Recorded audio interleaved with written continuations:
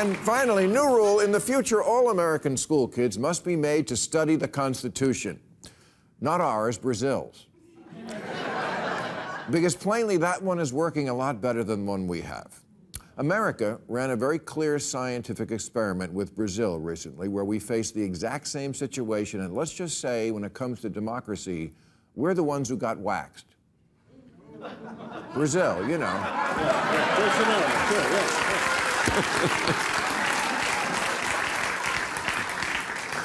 You needed to stroke the audience more on that one, I guess.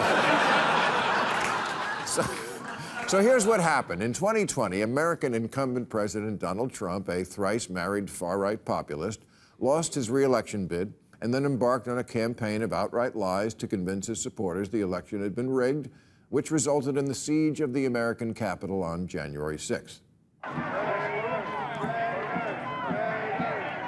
Fast forward almost 2 years to the day, January 8th, 2023, and Jair Bolsonaro, Brazil's thrice-married far-right populist incumbent president, known as the Trump of the tropics, repeats the Trump playbook exactly after he loses his re-election bid and thousands of his supporters storm the Brazilian capital. Both insurrections failed, but here's where we see the difference between a healthy democracy and one that's hanging by a thread. After January 8th, almost all of Brazil turned on the plotters and made Bolsonaro a pariah. But after January 6th, Trump went on to his winter palace in Florida to accept tributes and replot in opulent splendor. Bolsonaro also went to Florida, where he ate by himself at a KFC. It's a real picture. I love you. I love you, man. Today, only 6% of Brazilians say they support the mob that sacked their capital. But in America, Trump's more popular than ever and on track to regain power. In Brazil, not only has Bolsonaro been banned from running again anytime soon, but the country united around their new leader, who walked arm in arm with congressional leaders from the left and right in solidarity against the uprising. Arm in arm. In America, no arm in arm. Arms, yes. Plenty of that. And threats. Most Republicans were literally scared to death to do the right thing. They didn't want to be hung like Mike Pence or castrated like Lindsey Graham. Because the thing is, in Brazil, their conservative party is where ours was during Watergate, when Republicans were willing to throw Nixon under the bus because they still had ideals higher than owning the libs. So what changed? Well, part of it is structural. Their Constitution is only 35 years old. Ours is 235, and it looks it. We not only still use old-timey words like gerrymandering, we still practice it. The average Republican congressman is in a safe seat with an electorate he chose himself, and he's only scared of two things: a primary opponent with more guns on his Christmas card, and getting a nickname from Trump.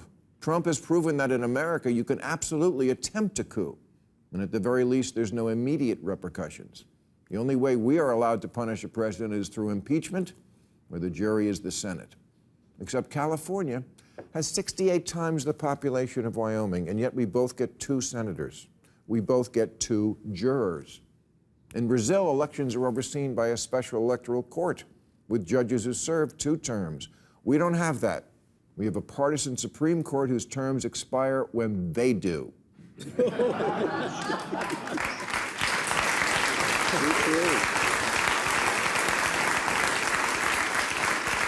And who are mostly picked by presidents who lost the popular vote. And our elections are run by the states, so you got a hodgepodge of 50 different election systems with 50 different rule books. And we're the only nation on earth that chooses their election by way of an electoral college, which is somehow even worse than regular college.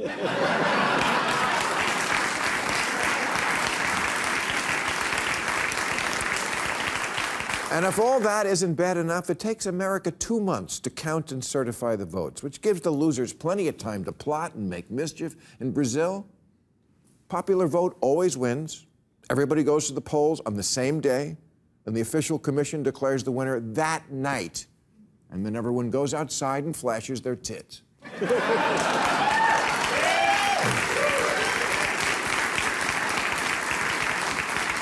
As opposed to here, because about 40 years ago, we changed television news gathering from a public service to a division of the company that has to make a profit, we let various shit-disturbing, ratings-hungry news outlets call the election and tease out the suspense like it's the Golden Bachelor giving out the final rose.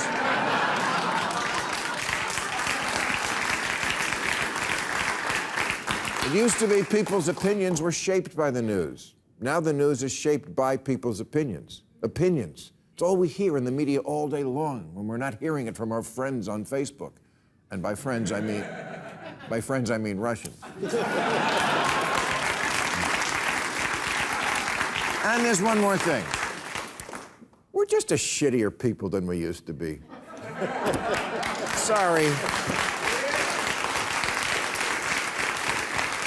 Sorry, but we ran the experiment and we lost.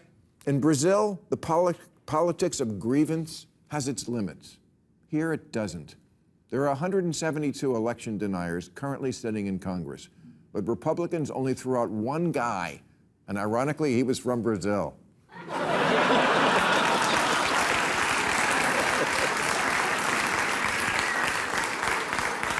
So yes, our conservatives deserve the lion's share of the blame. They're the ones who are sticking with Trump. But it's also not that simple, guys.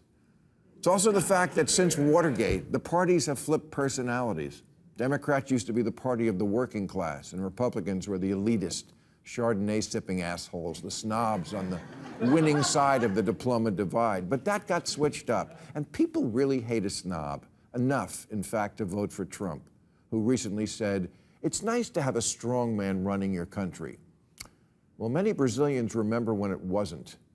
They lived under a real dictatorship less than 40 years ago, and so they have an immunity that we do not.